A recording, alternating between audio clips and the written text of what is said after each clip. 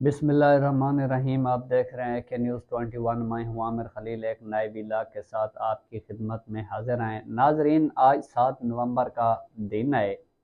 इंतज़ार था एटीसी निगरान जजों के जो इजलास इंतज़ामी सतह पर सुप्रीम कोर्ट के अंदर चीफ जस्टिस याया अफरीदी की सरबराही के अंदर बुलाया गया था। तो उसके अंदर कहा यह जा रहा है कि चीफ जस्टिस या अफरीदी को हुकूमत की तरफ से यकीन दहानी कराई गई है। क्या या अफरीदी ने उस यकीन दहानी के ऊपर जो है यकीन कर लिया है? क्या अदम अदलिया के कंट्रोल के बाद अदम मुदाखलत की जो यकीन दहानी है उसका क्या मतलब है? सबसे पहले आपको एटीसी जजेस का जो निगरान जजेस का इजलास था उसका जो बैकग्राउंड है, पैरालाल जो है वो आपको बताते हैं कि आज 7 नवंबर को चीफ जस्टिस याया अफरीदी ने सुप्रीम कोर्ट के अंदर ये इजलास बुलाया था एटीसी जजेस को, जो दहशतगर्दी अदालत के जज हैं। तमाम रिकॉर्ड समेत जो है वो सुप्रीम कोर्ट के अंदर पेश हुए। तो उसके अंदर जो है तीनों चारों सूबों के जो एडवोकेट जनरल हैं वो भी पेश हुए, और प्रोसिक्यूटर जो है वो भी पेश हुए, और जो अटर्नी जनरल हैं, एडिशनल अटर्नी जनरल हैं, वो भी पेश हुए। तो उस इजलास के अंदर पंजाब एटीसी के निगरान जो जजेस के निगरान हैं वो जस्टिस शहजाद मलिक हैं, और सिंध के जो हैं जस्टिस मज़हर हैं, और जो केपी के और बलूचिस्तान से आए जो हाई कोर्ट के जजेस हैं वो भी वहाँ पर मौजूद थे। तो वहाँ पर सबसे पहले जो यकीन दहानी की बात हुई उसके ऊपर बात करते हैं। क्या चीफ जस्टिस जो याया अफरीदी हैं उनको ये यकीन दहानी जो हुकूमत की तरफ से कही जा रही है कि उन्होंने कराई, क्या ये यकीन दहानी वज़ीर आज़म शहबाज शरीफ ने कराई है? क्या वज़ीर आज़म शहबाज शरीफ ने चीफ जस्टिस याया अफरीदी को ख़त लिखा, या चीफ जस्टिस याया अफरीदी को टेलीफोन पर यह यकीन दहानी कराई? क्या ये यकीन दहानी जिस दिन उन्होंने ऐवान सदर के अंदर हल्फ उठाया तो वहाँ पर करी? क्या इस वज़ीर आज़म शहबाज शरीफ की कराई गई यकीन दहानी के ऊपर चीफ जस्टिस याया अफरीदी ने यकीन कर लिया, जिसके ऊपर ना इस वज़ीर आज़म के ऊपर ना पाकिस्तान के अंदर कोई यकीन करता है, ना बैरूनी मुल्क जो है इसके ऊपर कोई यकीन करता है? तो क्या ये शहबाज शरीफ के अलावा किसी और ताकतवर की शख्सियत की तरफ से क्या वो यकीन दहानी कराएगी है कि एटीसी अदालतों के अंदर जो है वो मुदाखलत नहीं की जाएगी? तो यहाँ पर ये सवाल अपनी जगह पर मौजूद है। या फिर वो ये यकीन दहानी अटर्नी जनरल या वजीर कानून आजम नज़ीर तारड़ या मंसूर अवान के ज़रिए ये यकीन दहानी कराई गई है? तो इससे पहले जो यकीन दहानी हुई तो मुदाखलत तो बहरहाल होती रही। वो मुदाखलत क्या थी?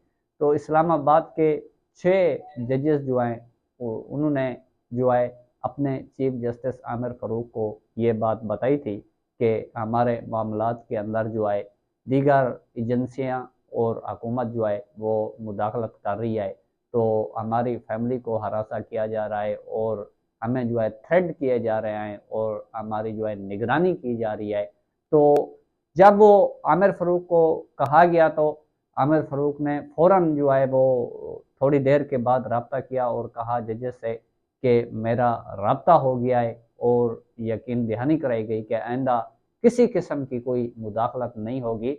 तो इस तरह वो मुदाखलत बढ़ती गई, जिस मुदाखलत के बाद मजबूरन जजेस को सुप्रीम जुडिशल कौंसिल को ख़त लिखना पड़ा, और उस ख़त के बाद जो इंकशाफ किए गए तो उसके ऊपर चीफ जस्टिस जो याया अफरीदी हैं उन्होंने कल एक इजलास बुलाया हुआ था।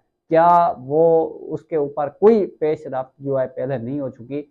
क्या वो फाइल जो है वो हमेशा के लिए बंद हो गई है कि भाई अब जो है जजेस का ये मामला जो है यहाँ पर दफन किया जाए? तो ये वो यकीन दहानी क्या इस तरह की यकीन दहानी थी जिस तरह आमिर फ़ारूक ने अपने जजेस को जो है वो दी थी? तो एटीसी अदालत सरगोदा के जज जो मुख्तसर वक्त के अंदर जस्टिस जो शहजाद मलिक हैं वो लाहौर हाई कोर्ट के जज रहे, तो वहाँ पर उन्होंने जो एक सरगोदा एटीसी अदालत के जज को फैमिली को हिरासा किया गया, और उन्हें जो है वो थ्रेड किए गए और उनकी अदालत के अंदर फायरिंग की गई। तो उन्होंने भी जो है वो खत लिखा था जस्टिस शहजाद मलिक को, तो जस्टिस शहजाद मलिक ने वो खत सुप्रीम कोर्ट को जो है वो भेजा था। तो ये वो यकीन दहानियां हैं।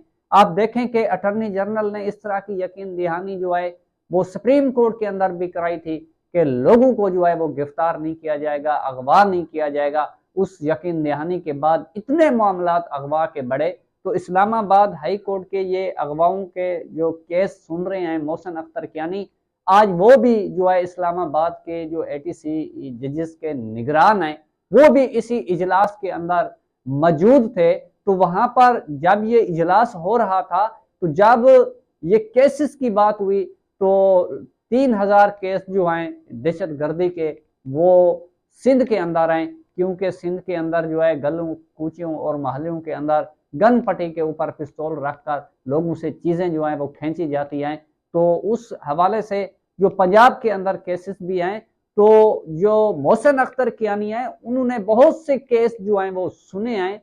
तो आज मैं ये भी देख रहा था कि जस्टिस मोहसिन अख्तर कियानी जो है वो अचानक उन्होंने 2-3 एटीसी अदालत के दौरे किए, जाकर वहां पर केसेस को देखा और रिकॉर्ड को देखा कि ये जज साहबान जो है यहाँ पर क्या कर रहे हैं, क्या लोगों को इंसाफ मिल रहा है, क्या लोगों जो एटीसी अदालत के जजेस हैं उनको खौफ और हरासा की एक फैजा थी कि वो आपने देखा होगा, मैंने देखा है कि भाई 9 मई के केसेस के बाद ये जो जजेस की हालात थी, वो अगर कोई उनको रिलीफ देते तो जो झूठे और मन घड़त एफआईआर दर्ज की गई थी, उन एफआईआरों के अंदर जमानतें देना और रिलीफ देना और एफआईआरों को खारिज करने के बाद आपने एटीसी सरगोदा के जज जो हैं उनके हालात आपने देख लिए होंगे। इस तरह रावलपिंडी के जज जो थे, जिन्होंने जो 12 मुकदमात के अंदर बुशरा बीबी की जो है वो जो उसके ऊपर एफआईआर थी उसके अंदर उनको डिस्चार्ज किया था, और शाह महमूद कुरैशी और इमरान खान को 12 मुकदमात के अंदर जो है वहां पर जमानत दी थी। 500-600 से जायद मुलजम जो थे जिनका ताल्लुक तहरीक इंसाफ से था, उनको जो है रावलपिंडी जज ने जमानत दी थी। तो उसके बाद उसके खिलाफ जो है एक केस जो है लाहौर हाई कोर्ट के अंदर दायर किया गया था और उसको थ्रेड किया गया था, और उसकी अदालत के अंदर जाकर जो है वो प्रोसिक्यूशन जो है वो धमकियां देते रहे। जिस तरह आपने इद्दत केस के अंदर खबर मनिका को देखा होगा कि वो जज की टेबल के ऊपर जाकर जो है वो मुखे मारता रहा कि आप ये केस ना सुने, आप मेहरबानी करें कि आप, वो फैसले के ऊपर केस आया हुआ था, तो वो जज जो अफजल मजूका है उसके सामने बाद में ये केस जो है वो भेजा गया, और जब उसको हुक्म आया पीछे से तो उसने तब जाकर उस केस का जो है वो फैसला किया। तो जराए ये बता रहे हैं कि जब ये मीटिंग हो रही थी, इस मीटिंग के अंदर जस्टिस शहजाद मलिक जो हैं उन्होंने 9 मई के केसेस का हवाला दिया, तो उनको रोक दिया गया, कहा गया कि ये मामला ज़ेर पेंडिंग है। जिस तरह सुप्रीम कोर्ट के अंदर जो मिलिट्री कोर्ट के अंदर जो 102 अफराद थे उनका केस था, जिनमें अभी 82 जो 80 के करीब लोग हैं वो मिलिट्री कोर्ट के अंदर मौजूद हैं, उनका फैसला होना बाकी है। तो इस हवाले से उनको बात करने से रोक दिया गया। तो अब ये कहा जा रहा है कि अदलिया के कंट्रोल के बाद मुदाखलत जो है उसके ऊपर यकीन दहानी कराई गई। क्या अब किसी 9 मई के मुलजिम को जब एटीसी अदालत का जज रिलीफ देगा, क्या उस जज की फैमिली को हरासा नहीं किया जाएगा? इस हरासा और थ्रेड और धमकियों के बाद जो है एटीसी जजेस जो हैं उन्होंने जो है केसेस को आगे बढ़ाना शुरू कर दिया। 1.5 साल हो गए हैं जो वो चलान पेश नहीं हो रहा है, प्रोसिक्यूशन पेश नहीं हो रहा, गवाह पेश नहीं हो रहा है, कोई फैसला नहीं हो रहा। किस वजह से फैसला नहीं हो रहा? वो वजह ये थी कि जजेस को थ्रेड किए जा रहा था। जजेस अगर कोई फैसला करता आइन और कानून के मुताबिक, अब ये कहा गया कि आइन और कानून के मुताबिक जो है हम मामलात को आगे बढ़ाएंगे, हम मुदाखलत नहीं करेंगे, तो हम इस मुदाखलत के ऊपर एक्सेप्ट कैसे कर सकते हैं? जिस तरह मैंने आपको बताया कि इस्लामाबाद हाई कोर्ट के चीफ जस्टिस जो है अपने साथी जजेस को ये यकीन दहानी कराई कि आज के बाद आपके मामलात के अंदर कोई मुदाखलत नहीं की जाएगी। उसके बाद मुदाखलत होती रही, मजबूरन उनको जो है वो सुप्रीम जुडिशल काउंसिल को खत लिखना पड़ा, वो खत आज भी जो है सुप्रीम जुडिशल काउंसिल के अंदर पड़ा हुआ है। तो ये रूल्स तय किए गए कि एटीसी अदालत के अंदर जो मुल्जमान लाए जाएंगे उनके चेहरों को ढांपा जाएगा और जज को जो है वो फेस सेव किया जाएगा, उनका जो है वो मास्क होगा, उनकी शक्ल नजर नहीं आएगी। इसी तरह प्रोसिक्यूशन जो तफ्तीशी होगा उसकी शक्ल नजर नहीं आएगी और वोकला जो होंगे और गवाह जो होंगे ये मजीद एक जो 2030 से पहले जो केस थे वो 50-50, 40-40 एटीसी जो वो अदालतों के अंदर दहशतगर्दी के केस थे। 9 मई के बाद ये केस बढ़े। हमेशा ये खदशा मौजूद रहता है कि जिस तरह अभी ये एक केस कानून पास किया गया या किया जा रहा है कि भाई 3 माह तक किसी को उठा लिया जाए तो उसके ऊपर जो है कोई एक्शन नहीं लिया जाएगा। तो ये वही खदशात हैं जो खदशात हमारे सामने नजर आ रहे थे कि ये एक सियासी जमात के खिलाफ जो है वो इस्तेमाल किए जाएंगे। तो यहाँ पर तमाम सियासी जमातें खामोश रही। तो अब बहरहाल ये देखना है कि इस यकीन दहानी के ऊपर क्या अमल दरामद होता है या जजेस जो है वो आज़ाद फैसले कर पाते हैं। दूसरा जो अहम बात यह है कि आज हमारा ख्याल था कि प्रैक्टिस एंड प्रोसीजर कानून के तहत 2 कमेटियां जो इस वक्त सुप्रीम कोर्ट के अंदर बैठी हुई हैं, एक एनी बेंच के है और दूसरी जो है वो 9 जजेस जो जस्टिस याहिया अफरीदी और मंसूर अली शाह और एनी बेंच के जो सरबराह अमीनुद्दीन खान, वो जो जुमेरात जो है एक काज लिस्ट जो है वो जारी की जाती है।